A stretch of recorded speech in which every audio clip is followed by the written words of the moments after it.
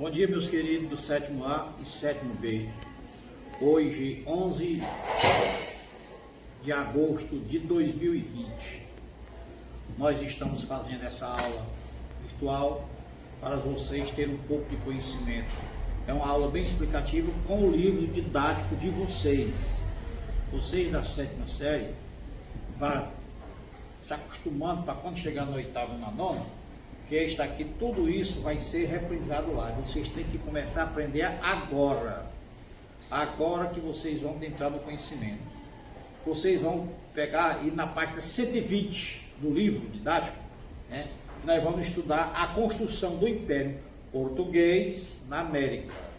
Por que Império Português? Pessoal da série. Porque pertencia a Portugal, né? Esse trabalho aqui eu vou fazer aqui no imaginário de vocês. Vocês vão ver aqui essas ruínas lá no Rio Grande do Sul.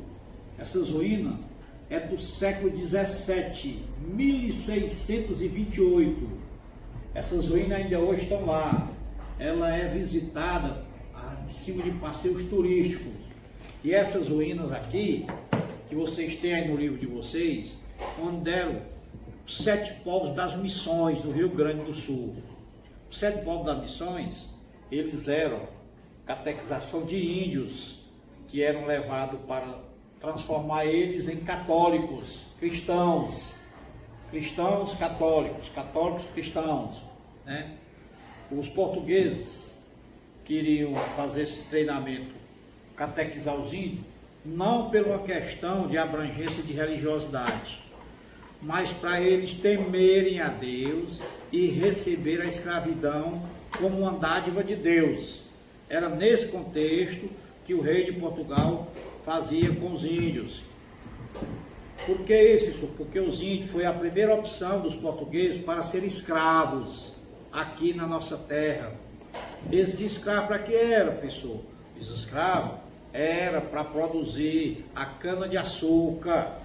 A cana-de-açúcar foi nosso primeiro, nossa segunda riqueza. A primeira foi para o Brasil.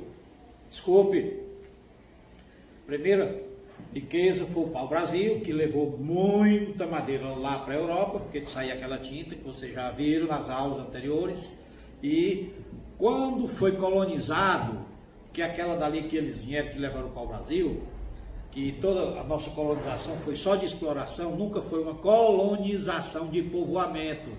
O que é isso, professor? Colonização de povoamento é quando aqueles colonos, os portugueses, vêm e vão habitar aquela terra para morarem para o resto da vida.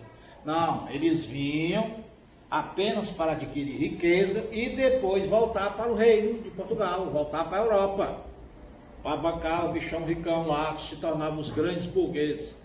Isso aí vocês vão ver futuramente sobre o surgimento da burguesia, né? Que a gente fala pouco, mas vem todo tempo em uma sequência. Então vocês, pessoal, vão chegando a esse contexto aqui da nossa construção do Império Português na América. Aí nós vamos pular aqui para a página o quê? 122, Nordeste Açucareiro. Nordeste Açucareiro foi a riqueza. O Brasil começou só na costa nordestina, chamadas capitanias hereditárias. E dessas capitanias hereditárias, só 2 produziram bem, que foi a capitania de Pernambuco, onde deu a formação de bastantes produtores da cana-de-açúcar, os engenhos mais fortes.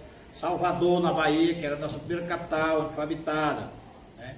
Nosso primeiro governador-geral, quem foi? Tomé de Souza, que veio aqui nessas capitanias hereditárias. Capitanias hereditárias, filho? Sim, que era de pai para filho. Eles ganhavam do reino essas terras, a do Ceará lá em cima, aí vinha do Rio Grande do Norte, a de Paraíba, vinha de Pernambuco, vinha a Alagoas, Sergipe e Bahia. Essas capitanias vinham até lá embaixo, Rio de Janeiro, São Sebastião do Rio de Janeiro, né?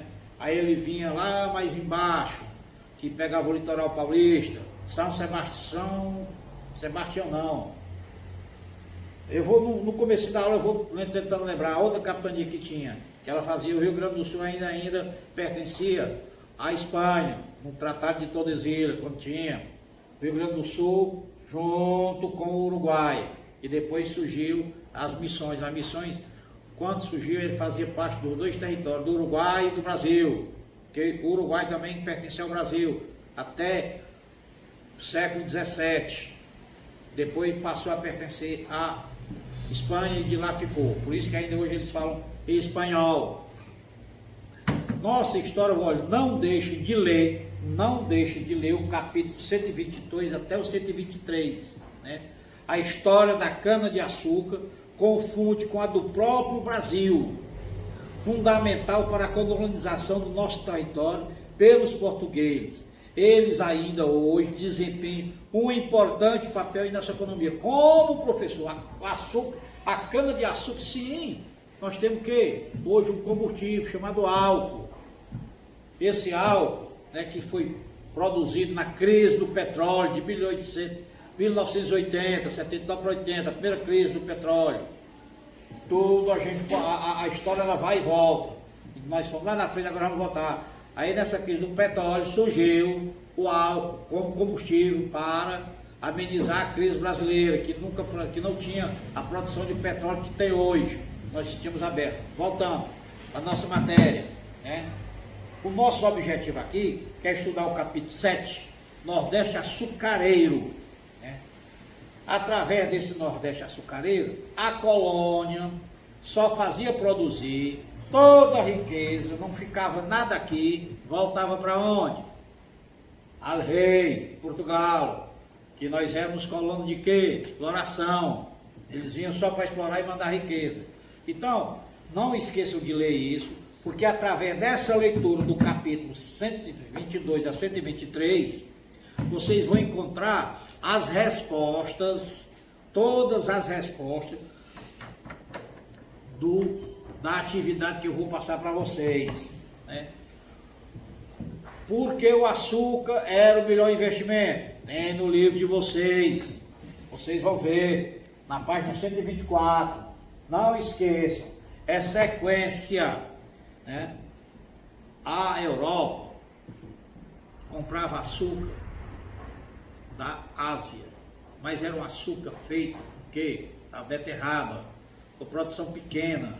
Quando descobriram o açúcar da cana-de-açúcar aqui na colônia portuguesa, Portugal se estufiou de dinheiro, começou a crescer, aí a construir mais barcos para poder alemar, né? Pronto, Capitania de São Vicente, lá de São Paulo, eu não estava tentando me lembrar, que é hoje atual São Paulo, né? Então, gente, o rei português precisava encontrar soluções para proteger o litoral da colônia e iniciar a exploração de um produto, que era cana-de-açúcar. Mas também precisava de expandir seus territórios. Então, para sustentar esse povo que estava trabalhando nas canas-de-açúcar, tinha que produzir carne, tinha que produzir arroz, produzir feijão. Então, começaram a entrar além sertão, porque todo o nosso litoral era habitado, mas o sertão não. Nosso sertão era todo ainda virgem, todo trabalhado, todo com índio lá dentro. Então eles começaram a entrar para fazer a agropecuária. Agropecuária, sim, criar boi, criar ovinos, caprinos, bovinos, suínos, que tudo faz parte do da agropecuária, né?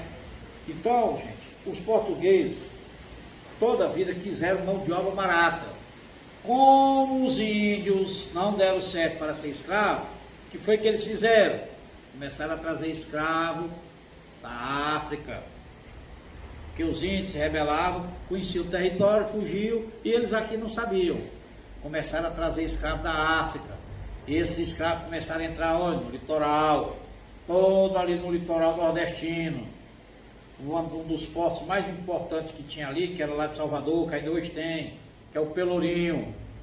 Lá, os escravos que eram mais revoltados, sofreu punições em praça pública. Isso nós vamos ver nas matérias seguintes, né? Então, o sucesso da produção açucareira aqui na região nordestina foi que deu todo o contexto para a formação do nosso Brasil.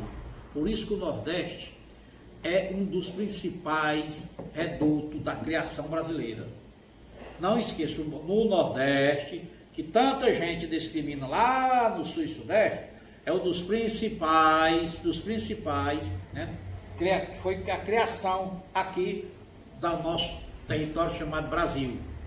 O único estado brasileiro que não começou no litoral é o nosso Ceará. Isso aí nós vamos ver depois, eu vou falar sobre o estado do Ceará. O Ceará começou ao contrário, começou da agropecuária para o litoral. E todos começaram do litoral para entrar no sertão. Nós vamos aqui passando, gente. Eu estou bem devagarinho com vocês para a página 126. A organização do engenho e a produção da cana de açúcar, produção do açúcar. Tudo isso, é por isso que o nosso capítulo, né? O Nordeste açucareiro, Nordestezinho de açúcar, doce, bonito. Por que ele era bonzinho? Não, porque ele dava riqueza para Portugal, né? E nesse contexto, nós vamos trabalhar que tinha o senhor do engenho. Quem era o senhor do engenho? Os donos do engenho, os herdeiros, que recebiam as terras, que eu falei, os hereditários, chamado de cismaria.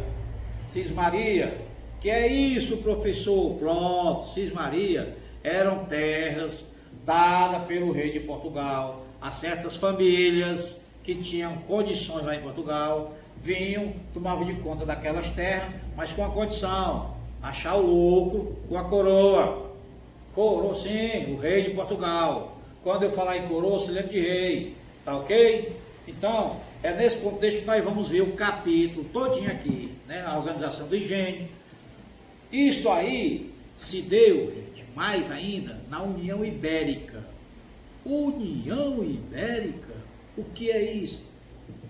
Gente, já foi falado para vocês, União Ibérica é a união dos dois reinos. Portugal, Espanha, passou quase 100 anos sendo um só rei, os dois países, as duas nações, os dois reinos transformaram em um. E essa coroa ficava onde? Na Espanha.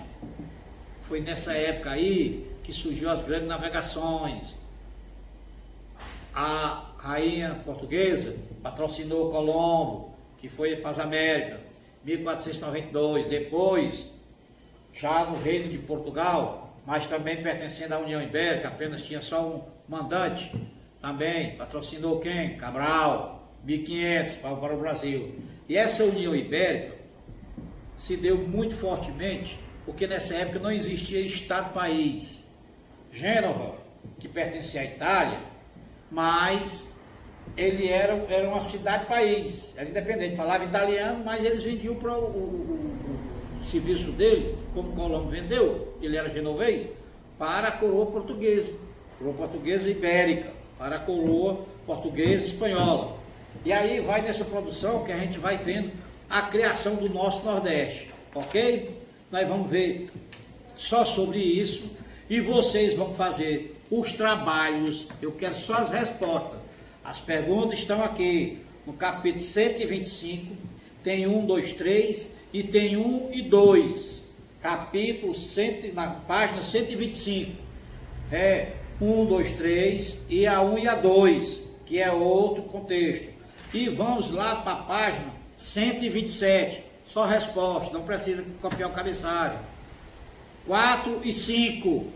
Eu quero já que vocês me entreguem a devolutiva no decorrer de hoje até amanhã. E vou ficar recebendo até quinta e dando, porque se vocês não mandarem, não vão ter a presença de aula. Porque a presença de aula é exatamente em cima dessas devolutivas de vocês, ok? Pois leiam essas páginas que eu botei, que tem todas as respostas, que vocês vão fazer o trabalho completo. E eu vou trabalhando com vocês só de capítulo em capítulo. No terceiro bimestre, esse aqui foi o primeiro que a Secretaria da Educação nos mandou, né? Que nós vamos trabalhar o capítulo 7, 8 e 9. E hoje nós trabalhamos só o 7, capítulo 7, o 7º capítulo. Pronto. Para vocês, um bom dia, um abraço virtual e uma boa tarde. Felicidades.